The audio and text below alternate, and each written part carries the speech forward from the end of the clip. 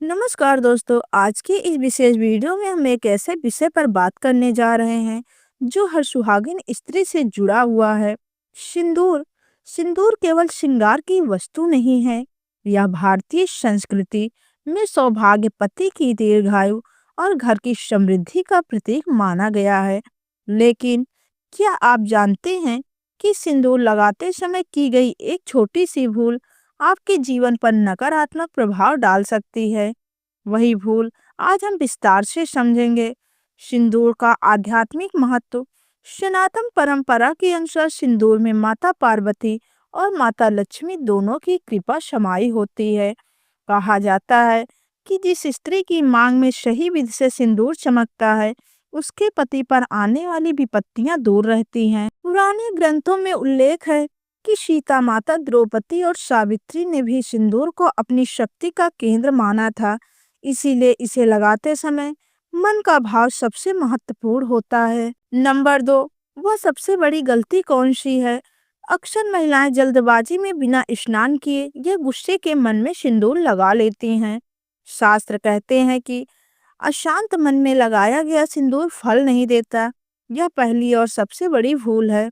दूसरी भूल, गलत उंगली का प्रयोग। बहुत सी स्त्रियां तर्जनी उंगली से सिंदूर लगाती हैं, जबकि परंपरा में अनामिका या मध्यमा उंगली को शुभ माना गया है। तर्जनी से लगाने को अहंकार का प्रतीक माना गया है।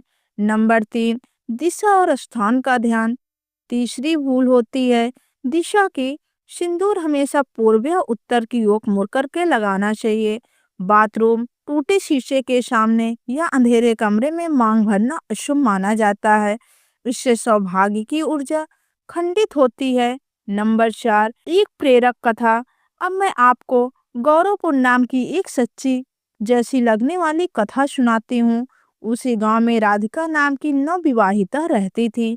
वह पढ़ी लिखी तो थी, पर आधुनिकता के कारण पुराने नियमों को अंधविश्वास समझती थी। एक दिन उसकी सास ने टोका, बेटी, स्नान के बाद शांत मन से सिंदूर लगाया करो। राधिका हंसकर टाल गई। कुछ महीने बाद उसके पति मोहित का काम धंधा बिगड़ने लगा। घर में कलह बढ़ गई। तब पड़ोस की एक बुजुर्ग महिला ने समझाया कि शायद तुम्हारे श्रृंगार में कोई दोष है। राधिका ने पहली बार ध्यान दिया। वह मोबाइल देखते देखते बिना स्नान के मांग भर लेती थी और तर्जनी से टेढ़ा सिंदूर लगाती थी। उसने आज की बताई विधि अपनाई। धीरे धीरे मोहित को नया अवसर मिला। घर में शांति लौटी। कथा का संदेश यही है कि भाव और विधि जीवन की दिशा बदल देते हैं। सिंदूर की शुद्धता। चौथी भूल, मिलावटी सिंदूर। केमिकल युक्त चमकीला सिंदूर त्वचा को भी नुकसान पहुंचाता है। धार्मिक दृष्टि में भी निषेध है। हमेशा हल्दी चूना या हर्बल सिंदूर प्रयोग करें। इसे किसी से उधार लेकर न लगाएं। पांचवी भूल, अत्यधिक मात्रा। बहुत गाढ़ा और पूरे माथे तक फैला सिंदूर दिखावा माना जाता है। मांग की रेखा में संतुलित बिंदु ही शुभ है। विधवा या कन्याओं को मांग में सिंदूर नहीं लगाना चाहिए। यह भी सामाजिक मर्यादा का हिस्सा है। छठी भूल, गलत समय। सूर्यास्त के बाद नया सिंदूर नहीं लगाना चाहिए।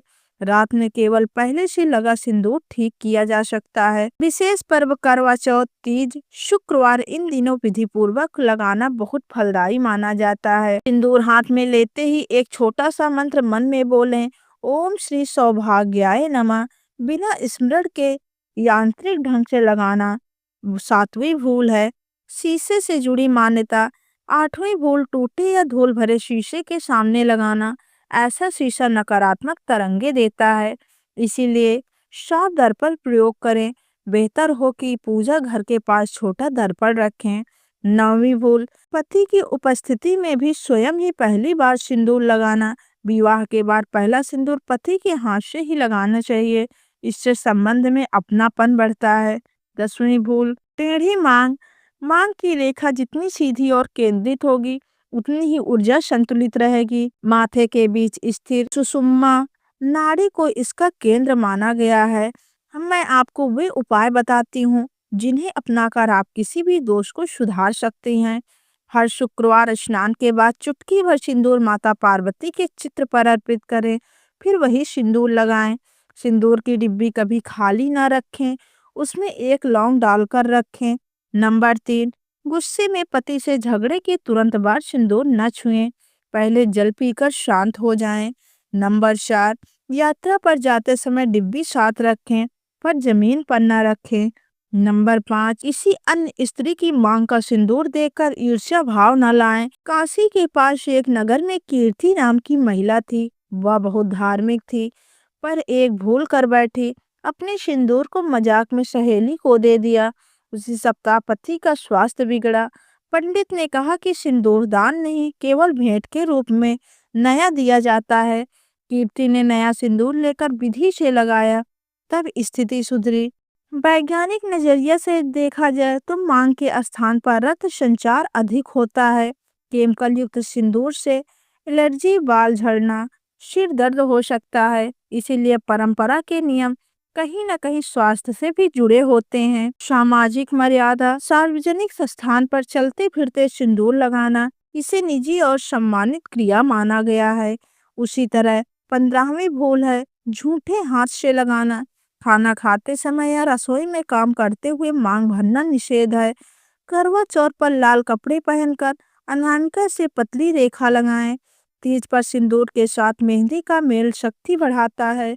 शुक्रवार को इसे माता लक्ष्मी का रंग मांगकर लगाना चाहिए। बहनों, सिंदूर आपके प्रेम का दृश्य रूप है। 16वीं भूल है इसे बोझ समझना। जब आप इसे सम्मान से लगाती हैं तो आत्मविश्वास बढ़ता है, परिवार में स्त्री का मान बढ़ता है। बहुत वर्ष पहले देवप्रयाग जैसे नगर में अनसुईया नाम की स्त्री रहती थी। उसका पति सैनिक था और अक्सर सीमा पर रहता था। अनसुईया रोज सुबह स्नान कर तुलसी के पास बैठकर शुद्ध सिंदूर लगाती थी और प्रार्थना करती, जहाँ भी हो मेरे स्वामी सुरक्षित रहें। पड़ोस की कुछ महिलाएं उनका मजाक उड़ाती। एक बार युद्ध छिड़ा, कई सैनिक घायल हुए, पर अनसुईया के पति को खरोच तक नहीं आई। लौटकर उसने कहा कि हर संकट ने मुझे तुम्हारा स्मरण शक्ति देता था।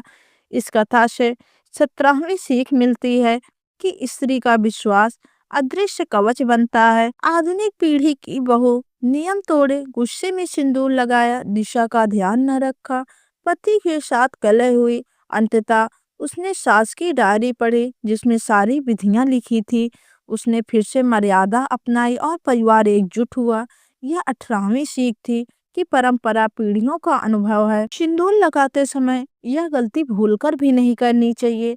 बिना स्नान किए सिंदूर न लगाएं, तर्जनी उंगली से सिंदूर न लगाएं, गलत दिशा में सिंदूर नहीं लगाना चाहिए, मिलावटी सिंदूर नहीं लगाना चाहिए, उधार या दान में दिया सिंदूर नहीं लगाना चाहिए, सूर्यास्त के बाद सिंदूर नहीं लगाना चाहिए, अशांत मन से सिंदूर नहीं लगाना चाहिए, टूटे शीशे के सामने खड़े होकर सिंदूर नहीं लगाना चाहिए, अत्यधिक मात्रा में सिंदूर नहीं लगाना चाहिए, झूठे हाथ सिंदूर नहीं लगाना चाहिए, रसोई या सार्वजनिक जगह पर भी सिंदूर नहीं लगाना चाहिए, टेढ़ी मांग में सिंदूर नहीं लगाना चाहिए, बोझ का भाव नहीं रखना चाहिए, खाली डिब्बी से सिंदूर नहीं लगाना चाहिए।